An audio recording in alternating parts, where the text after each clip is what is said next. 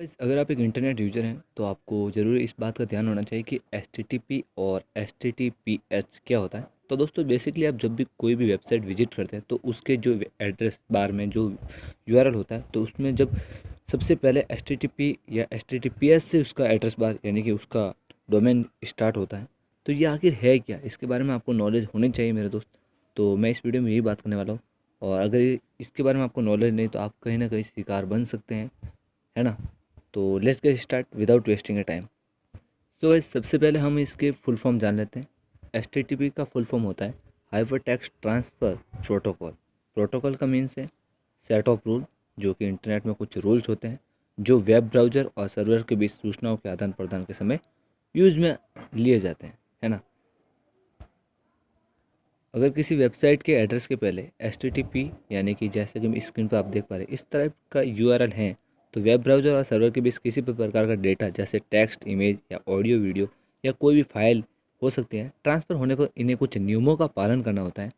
और ये नियम एच प्रोटोकॉल द्वारा निर्धारित होते हैं। तो दोस्तों मैं आपको बता दूं कि एच प्रोटोकॉल जब भी किसी वेबसाइट में लगा हुआ होता है तो इस जो भी वेबसाइट है वो वेबसाइट सिक्योर नहीं रहती। यानी कि अगर आप कोई डेटा वहाँ पे दे रहे हैं तो उसमें आपको कोई भी हैकर आपकी उस जो भी आप जो इन्फॉर्मेशन दे रहे हैं वो आसानी से रीड कर सकता है, यानी कि अनइनक्रिप्टेड होता है। जो कि जिस तरह का डेटा आप उस वेबसाइट पे देते हैं ठीक वैसा का वैसा शो हो जाता है हैकर के सामने, और हैकर को कोई आसानी नहीं होता और उसकी वजह से आपको हैक भी कर सकता है। या फिर कोई भी डेबिट कार्ड या अपने नेट बैंकिंग से कोई भी पेमेंट करते हैं तो आपकी बैंकिंग डिटेल्स वो चुरा सकते हैं। तो दोस्तों जब भी आप पेमेंट करें तो पहले ये नोटिस करें कि आप जो भी वेबसाइट पे पेमेंट कर रहे हैं उसको प्रोटोकॉल कौन सा है, एच है या फिर एच है। तो मैं आपको बताऊंगा एच वाली वेबसाइट पे आप पेमेंट वगैरह करें। तो दोस्तों अब जान लेते हैं एच क्या होता है। तो दोस्तों इसका फुल फॉर्म है hyper text transfer protocol secure. तो दोस्तों इसमें आपको क्या है कि ये जो भी आप डेटा शेयर करते हैं किसी भी वेबसाइट पे तो उसका डेटा इनक्रिप्टेड होता है, यानी कि आप केवल उस वेबसाइट को भी नहीं पता रहता है, उसका जो डेटा है वो अलग भाषा में कन्वर्ट होके यूज में लिया जाता है। तो अब आप समझ पा रहे होंगे कि हैकर को मुश्किल होता है, वो पढ़ नहीं पाता, तो आपके कोई संशय नहीं रहता है आपके पास नुकसान उठाने के, और आपको कोई नुकसान नहीं हो सकता। तो दोस्तों सबसे पहले आपको जब भी कोई वेबसाइट विजिट करो तो आपको ये एश्योर करना है कि आप किस वेबसाइट पे आप सुरक्षित हैं या नहीं। आप जो भी इस वेबसाइट पे जो डिटेल्स देने वाले हैं वो आपकी वेबसाइट एच में है या नहीं। अगर नहीं है तो आपको आसानी से हैक किया जा सकता है, तो इस बात का ज़रूरी ध्यान रखें, और ऐसा कई लोगों के साथ हो चुका है, तो आप ज़रूर ध्यान रखें, है ना। चलिए अब जान लेते हैं कि एच क्या है, इसके बारे में थोड़ा और नॉलेज ले लेते हैं। तो एच का फुल फॉर्म हम जान चुके हैं। तो दोस्तों इसमें एक SSL यानी कि सिक्योर सॉकेट लेयर का यूज़ होता है, जो कि ब्राउज़र और सर्वर के बीच इनक्रिप्टेड फॉर्म में डेटा ट्रांसफ़र करता है। मैंने से पहले बताया था कि इसमें डेटा इनक्रिप्टेड होता है, यानी कि अगला वाला समझ ही नहीं पाता है, यानी हैकर लोग। और एच के 3 मेन गोल्स होते हैं। फर्स्ट होता है privacy, second integrity and third authentication. अब दोस्तों इनके बारे में अगर जानना है तो डेटा प्राइवेसी को जान लेते हैं। डेटा को करना जिससे कि क्लाइंट और सर्वर के बीच कोई भी मिडल मैन डेटा को रीड ना कर सके, यानी हैकर कोई रीड ना कर सके।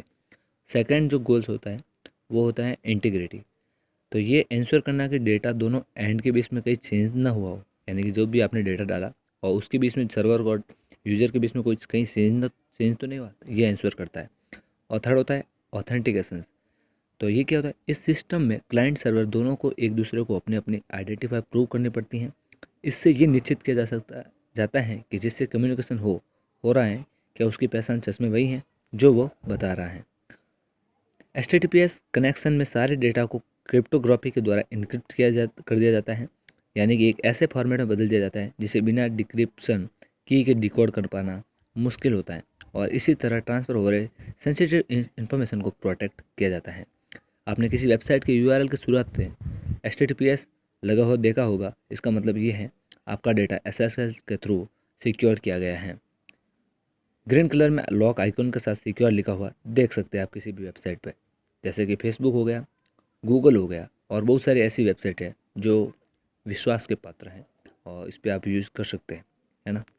तो दोस्तों आपको बता दूं कि अब ज़्यादातर वेबसाइट एच प्रोटोकॉल का यूज़ करती हैं, क्योंकि हर विजिटर जानता है कि उसकी सिक्योरिटी सबसे पहले होनी चाहिए, और जो भी एच यूज़ करती है उसी वेबसाइट पर यूज़र टिका रहता है। नहीं तो वो स्किप कर देता है। तो दोस्तों आप जानते हैं कि इन दोनों के मेन डिफरेंस क्या है, वो जान लेते हैं कुछ पॉइंट्स। तो सबसे पहले आपको बता दूँ, H T T P URL की शुरुआत इस H T T P S और उसके बाद उसका डोमेन नेम से होती है, जबकि H T T P S का H T T P S से डोमेन और फिर उसका यूआरएल शुरू होता है। सेकंड थिंग है वो है H T T P S एक अनसिक्योर्ड प्रोटोकॉल है, जबकि H T T P S secured है। Third thing, H T T P में इंक्रिप्शन नहीं होता है, लेकिन H T T P H में कनेक्शन के लिए इंक्रिप्शन ज़रूरी है। फोर्थ पॉइंट है सिक्योरिटी सर्टिफिकेट के लिए हम बात करें तो एच टी टी पी में इसकी ज़रूरत नहीं होती है, लेकिन H T T P S में वेबसाइट की आइडेंटिटी के लिए ये ज़रूरी है। 5, एच टी टी पी में डेटा ट्रांसफ़र पोर्ट 80 के ज़रिए होता है, जबकि H T T P S में पोर्ट 443 यानी 443 का उपयोग होता है। ज़्यादातर किसी ब्लॉग या स्कूल कॉलेज जैसी वेबसाइट जो कि इन्फॉर्मेशन शेयर करने के लिए बनाए गए हैं, वो ज़्यादातर एच टी टी पी का यूज़ करते हैं। लेकिन जो shopping site, social site, banking जैसे साइट को H T T P S use करना चाहिए, ताकि उन यूजर के सेंसिटिव डेटा जैसे पासवर्ड, क्रेडिट कार्ड डिटेल आदि सिक्योर रहें, और इससे यूज़र का भी फ़ायदा है और उस बैंक का भी फ़ायदा है। तो दोस्तों आज के समय हर कोई इंटरनेट का उपयोग करता है। ऐसे में हर किसी को पता होना चाहिए कि एच टी टी पी और H T T P S क्या है, इनका क्या उपयोग है। इसके अलावा H T T P S और H T T P S में क्या अंतर है, ये भी पता होना चाहिए, ताकि हम अपने डेटा को इंटरनेट पर सिक्योरली एक एंड से दूसरे एंड तक ट्रांसफ़र कर सकें। तो दोस्तों मुझे आशा है यह वीडियो आपको कहीं ना कहीं हेल्पफुल रहा होगा, और आप नेक्स्ट टाइम जब भी कोई वेबसाइट विजिट करेंगे तो इस बात का ज़रूर नोटिस करेंगे कि आप किस वेबसाइट पे सुरक्षित है या नहीं। तो दोस्तों कहीं ना कहीं मैंने अगर आपके जीवन में कोई वैल्यू डाली है तो आप इस वीडियो को लाइक ज़रूर करें और अपने दोस्तों के साथ ज़रूर शेयर करें, ताकि उन्हें भी पता चल सके कि वो जो भी इंटरनेट पर सर्च करते हैं वो सिक्योर हर टाइम नहीं रहता। आपको अपनी सिक्योरिटी खुद करनी है और आपको कुछ बातों की जानकारी होना चाहिए।